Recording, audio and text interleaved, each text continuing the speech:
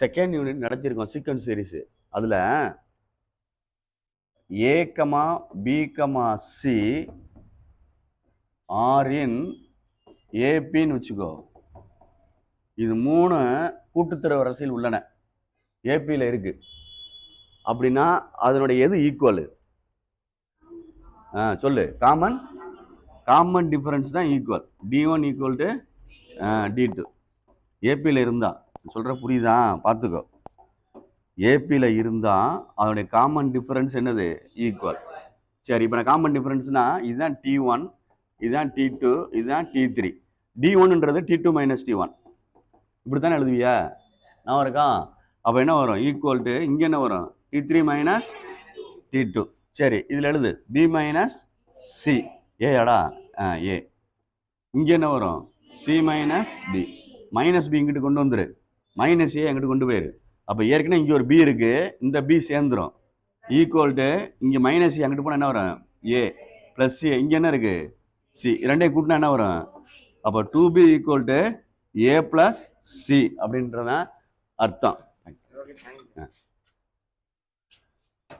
அப்போ ஏகமா பிகமா C R N AB அப்படின்னா கீழே ரிசல்ட் என்ன வருது பாரு. ஏகமா பிகமா சி ஆர்இன் ஏபினா கீழே ரிசல்ட் என்ன வருது? 2b ஈக்குவல் டு அப்படின்னு ஞாபகம் வச்சுக்கிறணும்.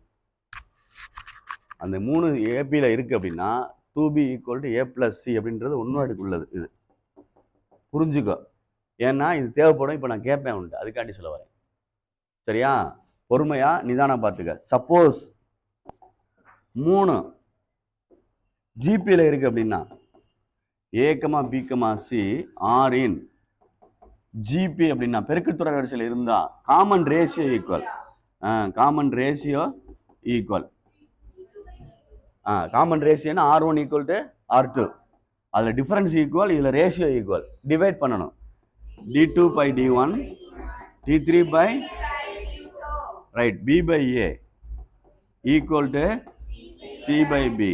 கிராஸ் மல்டிப்ளை பண்ணு. B square equal to AC. புரியுதான் பார். அதில் என்ன வந்துச்சு, இதில் என்ன வந்துச்சுன்னு பார்த்துக்கா. 2b equal to A plus C. B square வரல. அதில் 2b equal to A plus C அப்படின்னு வந்துச்சு. இதில் B square equal to AC. ஆனால் என்ன இதில் இருக்குது? ஜிபியில் இருக்குது. இதெல்லாம் வேணும். பார்த்துக்க சொல்லிட்டேன். புரியுதான்னு பார்த்துக்க. பொறுமையாக நிதானமாக செஞ்சு பார்க்கணும். இதுதான் கான்செப்ட். எதுக்கு சொல்கிறேன்றது இப்போ உனக்கு புரியும் பார்.